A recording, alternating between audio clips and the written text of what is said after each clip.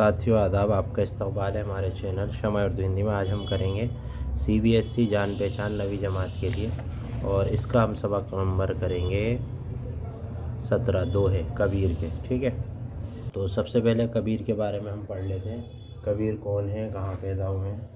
तो कबीर की पैदाइश उत्तर प्रदेश के एक छोटे से गाँव मकबर में हुई। वो एक मुसलमान बुनकार के घर में पले बढ़े। पढ़ना लिखना नहीं सीख सके लेकिन बेहद समझदार आदमी थे। स्वामी रामानंद और सूफी शेख तकी से बड़ी अकीदत रखते थे। कबीर इंसानियत और भलाई के शायर थे। वे सारे इंसानों को खुदा का कुंबा मानते थे, मजहबों की एकता में यकीन रखते थे और सारी दुनिया के लिए खैर की दुआएं मांगते थे। ज़ात पात की तफरीक, गलीज़ रस्म व रिवाज तो हम फिरस के मुखालिफ थे। अच्छा, इसमें जो है कबीर के बारे में है कि बेजक उनकी शायरी का मजमू उनके 3 हिस्से रेमीने, शब्द और साखी नामों से मशहूर है। उनकी शायरी में अवधी, भोजपुरी, ब्रज और खड़ी बोली से मिले जुले आम फहम ज़बान है। उनकी बात दिल से निकलती और दिलों पर असर करती है। उनका कलाम उर्दू और हिंदी दोनों ज़बान में मकबूल है और उनके कई दोहे हैं ज़रबुल मिस्ल की हैसियत से अख्तियार कर चुके हैं। कबीर ने काफ़ी लंबी उम्र पाई है ना। तो अब इनके दोहे हैं वो पढ़ लेते हैं। कितने हैं? अल्फाज पंथी यानी मुसाफिर राही, आती बहुत माटी मिट्टी, लगाती लकड़ी लाठी, जारी जलाई आपना यानी अपना। तो इनके जो दोहे हैं वो पढ़ते हैं। क्या है? पहला दोहा है, बड़ा हुआ तो क्या हुआ जैसे पेड़ खजूर, पंथी को छाया नहीं फल लागे आती दूर। कबीर कहते हैं इस तरह बड़ा होना नहीं चाहिए जैसे खजूर का दरख्त होता है। ये दरख्त काफ़ी लंबा होता है, इसके पत्तों की टहनियाँ छोटी होती हैं जिससे किसी मुसाफिर को साया नहीं मिल सकता और फल खजूर भी दरख्त के आखिरी सिरे पर होती है जिसे आसानी से हासिल नहीं किया जा सकता। इस दोहे में कबीर ने अगर कोई बड़ा है तो उसकी ज़ात से दूसरों को फ़ायदा पहुंचना चाहिए।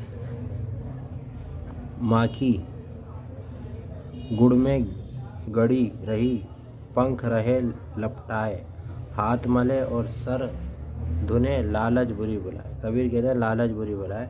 लालच में अगर इंसान नुकसान उठाता, हाथ मलता रहता है और सर धुनता है। जैसे मक्खी के साथ होता है, वो गुड़ खाने की लालच में उस पर बैठ जाती है। ताज़ा गुड़ में उसके पर यानी पंख चिपक जाते हैं और गुड़ में चिपक कर कहीं की नहीं रहती।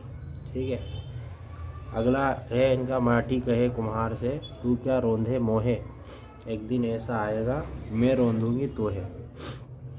यानी जो है मट्टी वो कुम्हार से कहती है कि भाई तू बर्तन बनाने के लिए मुझे बोलता है, एक दिन ऐसा आएगा कि मैं तुझे, यानी मरने के बाद आदमी मिट्टी मिल जाता है और उसका वजूद बरकरार नहीं होता। उस दोहे में कबीर ने कहा है कि किसी चीज़ को हकीर नहीं समझना चाहिए। अगला है, कबीर खड़ा बेचारा बाजार में लिए लुकाटी हाथ, जो घर जा रहे आपने चले हमारे साथ। यानी कबीर जो है बाज़ार में लाठी लकड़ी हाथ में लिए गिरा है कि जिसे अपने घर चलना है हमारे साथ आए। यानी जो उम्र के आखिरी दौर में हमारे साथ आए, यानी चलने के लिए तैयार हो जाए।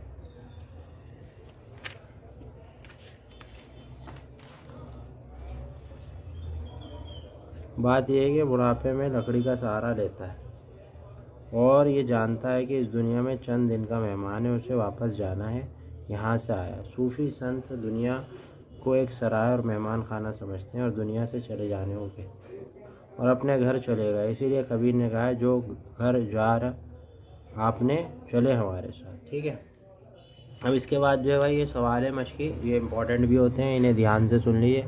पहले दोहे में कबीर ने क्या बात कही? पहले दोहे में कबीर ने कहा कि भाई अपनी ज़ात से लोगों को फ़ायदा पहुँचाना चाहिए। खजूर के दरख्त की तरह बड़े मत बनो कि साया भी ना दे और खजूर भी ना मिल पाए। लालच करने से मक्खी को क्या सज़ा मिली?